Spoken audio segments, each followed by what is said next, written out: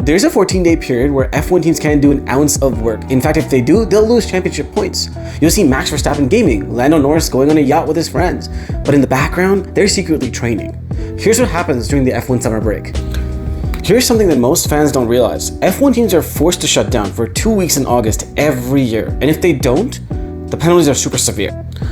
For that 14-day period, they're allowed to do no development work, no design work, no production, and no planning. Hell, they can't even send emails. And the FIA sits in and monitors everybody, not just by looking at their IT infrastructure, but also by setting up cameras on their wind tunnels to make sure no one cheats. So why does this rule exist? Well, if these teams weren't forced to have a break in the summer, they would basically be working flat out throughout the year.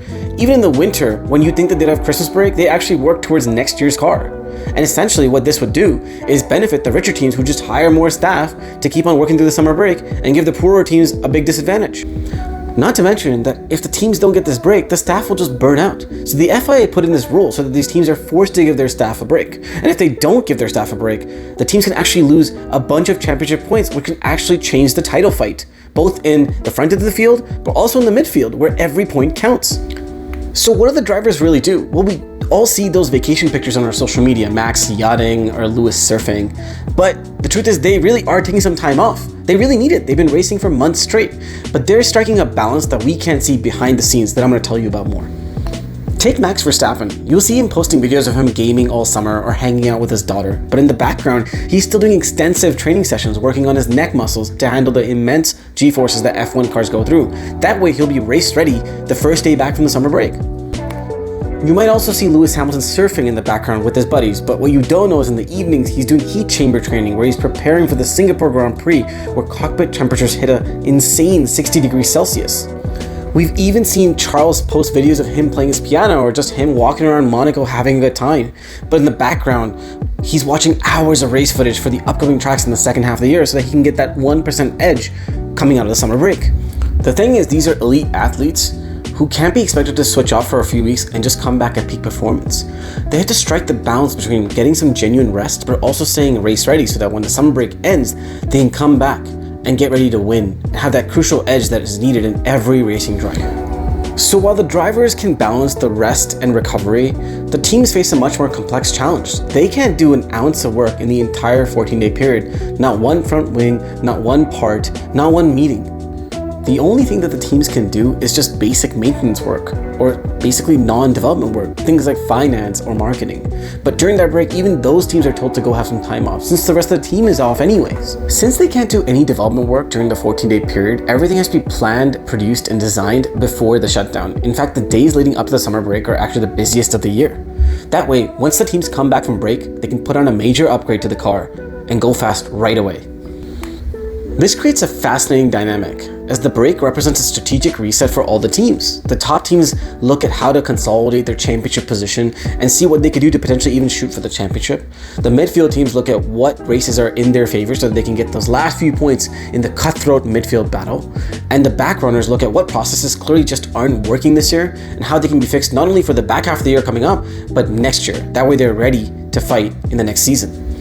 Here's where the summer break gets really interesting. It actually changes the competitive order of all the teams. I'm not saying that a McLaren just fall back to P9, but I'm saying that when the teams come back, there's usually a big change and that first race is generally unpredictable. But there's reasons why.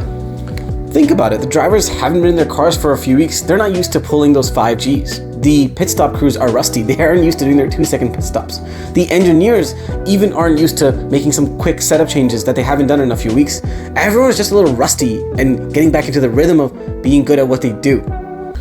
On top of that, teams bring their biggest upgrades of the season after the summer break. They've had weeks of testing time in their CFD models or in their wind tunnels, but none in real racing conditions.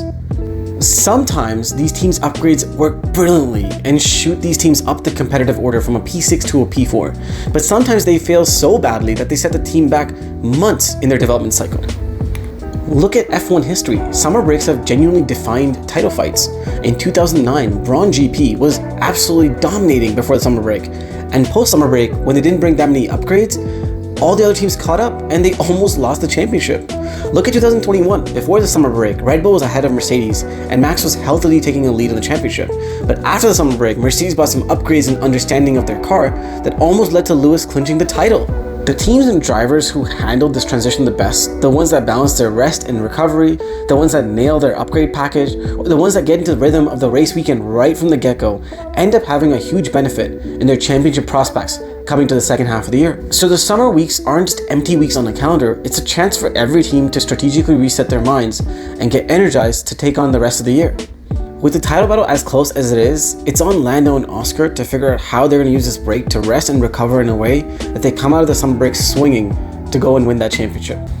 The psychological pressure of maintaining those small championship gaps, the pressure of being race fit for every race in the back half of the year after you're so tired from the 10 races you already did, or the fact that every upgrade is going to make the difference between 1/10 of a second and make your car faster enough to be in the points or not, is all what affects every team on the grid, not just the front runners like McLaren. Those vacation photos are real, the drivers are genuinely resting, but behind the scenes, they're prepping themselves for what is arguably the most important part of the year, is how you finish it, because that's how this year will be defined. The teams have to balance it between rest and preparation to come back stronger than ever. When F1 returns, watch for the telltale signs. Which drivers are hitting those top laps right at the gate? Which pit stop crews are having those 2-second stops from the first session? And which teams are bringing some upgrades which literally make them jump over the competitive order right from the get-go? That'll tell you everything you need to know about which team used that break wisely and is ready to make a huge championship charge for the second half of the F1 season. For more F1 content, like and subscribe.